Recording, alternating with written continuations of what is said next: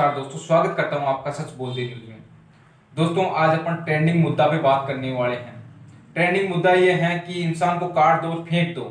ये हमारे देश में एक ट्रेंडिंग मुद्दा बन चुका है और आए दिन ये घटनाएं आती आ रही है। ऐसी अपन 3 घटनाओं के बारे में बात करने वाले हैं। आपने थोड़े दिन पहले ट्रेंडिंग मुद्दा चला था और अभी भी चल रहा है। आफ्ताब ने सरदा के 35 टुकड़े काट दिए थे। ऐसी घटना राजस्थान के जयपुर डिस्ट्रिक्ट से आई है। इस घटना में बताया जा रहा है कि एक लड़का जो कि एक इंजीनियरिंग किया हुआ था, उसका नाम है अनुज शर्मा। आपको बता दें कि वो अपनी ताई के को मार देता है और 8 टुकड़े करके उसको फेंक देता है। इसमें बताया जा रहा है कि ताई जी ने अनुज शर्मा को कहीं जाने के लिए रोक दिया था। कोई धार्मिक कार्यक्रम था और वहां जा रहा था, तो उसने मना कर दिया कि बेटा आप मत जाओ, मेरे पास रहो। तो अनुज शर्मा को आया गुस्सा और वो हथौड़े की देकर अपने ताई जी को मार देता है। मारने के बाद उसकी बॉडी को ठिकाने लगाने के लिए जब वो चाकू से उसके बॉडी के पार्ट नहीं करते हैं तो वो बाजार जाता है। बाजार जाने के बाद मार्बल काटने वाली मशीन लेके आता है और उसको 8 टुकड़ों में काट दिया जाता है। 8 टुकड़ों में काटने के बाद वो जयपुर के Sikar to Delhi highway road पर फेंक के आ जाता है। आने के बाद जो ताई जी की 2 लड़कियां थी, आपको बता दें कि ताई जी का पति 1995 में एक्सपायर हो गया था। होने के बाद वो अपने मतलब देवर के पास रहती थी। तो फिर बाद में क्या करता है, वो उस ताई जी की 2 लड़कियों को फोन करता है, बोलता है कि ताई जी बाजार गई थी और वापस नहीं आई। जबकि ऐसा काम उसने कर दिया था, लेकिन वो ताई जी की 2 लड़कियों को फोन करके बोलता है कि ताई जी बाजार गई थी और वापस नहीं आई। आपको बता दें कि ताई जी की 2 लड़कियां थी, जिनका नाम एक का मोनिका है और एक का पूजा शर्मा है। तो वो बीकानेर उनकी शादी हो रखी थी। तो वो आने के बाद एफआईआर दर्ज करवाई कि हमारी मम्मी कहाँ चली गई। आपको बता दें कि अनुज शर्मा ऐसा काम करके हरिद्वार भी चला गया था। हरिद्वार जाने के बाद वापस आया। वापस आने के बाद जब उन दोनों बहनों ने अपने चचेरे भाई अनुज शर्मा पर शक जताया और एफआईआर दर्ज करने के बाद पुलिस प्रशासन को बताया कि अनुज शर्मा ने ऐसा किया है, तो अनुज शर्मा को गिरफ्तार किया जाता है। गिरफ्तार करने के बाद ये मामला का खुलासा होता है। खुलासा होने के बाद वो बोलता है कि मैंने ऐसा कर दिया है। दोस्तों, ये तो होगी राजस्थान के जयपुर डिस्ट्रिक्ट से है, जो कि सरोज देवी थी, 62 वर्षीय महिला थी और एक उसका मतलब चचेरा बेटा जो कि अनुज शर्मा, उनको काट देता है और 8 टुकड़े करके फेंक देता है। यह है राजस्थान के जयपुर डिस्ट्रिक्ट की घटना। अब एक घटना एक और है जो कि झारखंड के साइनबाज की है। इसमें बताया जा रहा है कि अंसारी नामक एक दिलदार ने अपनी पत्नी के 50 से 100 टुकड़े करके उसको फेंक दिया। इसमें बताया जा रहा है कि दिलदार अंसारी ने पहले एक शादी कर ली थी। करने के बाद एक लड़की से प्यार व्यार करके 2 साल तक उसके साथ मतलब उनका अफेयर चलता। अफेयर चलने के बाद वो दोनों शादी कर लेते हैं।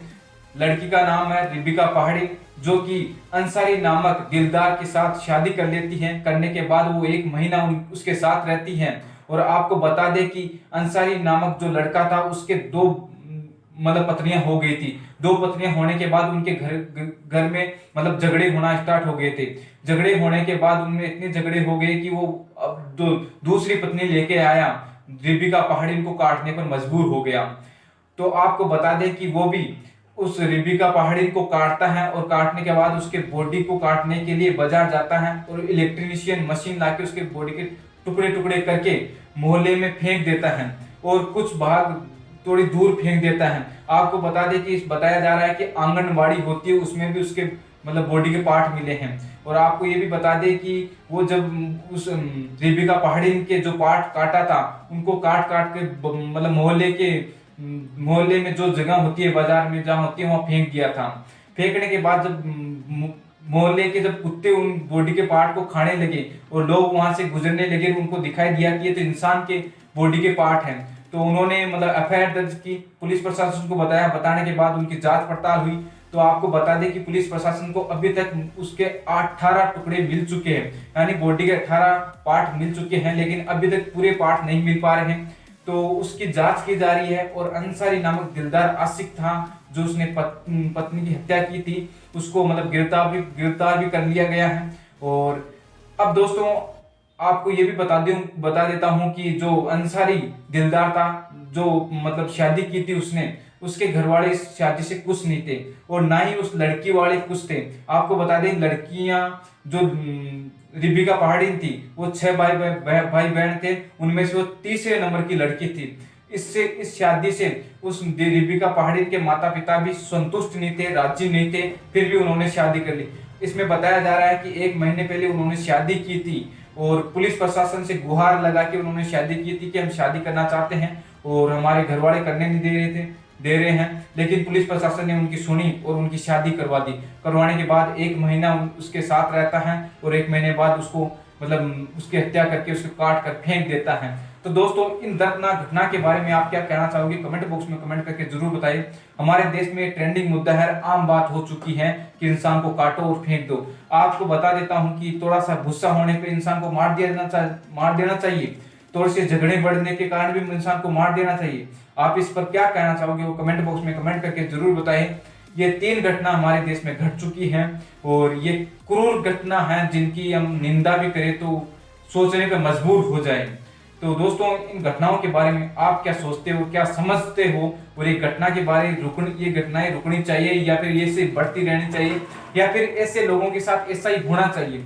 आप इनके बारे में क्या सोचते हो, क्या समझते हो, वो कमेंट बॉक्स में कमेंट करके जरूर बताएं।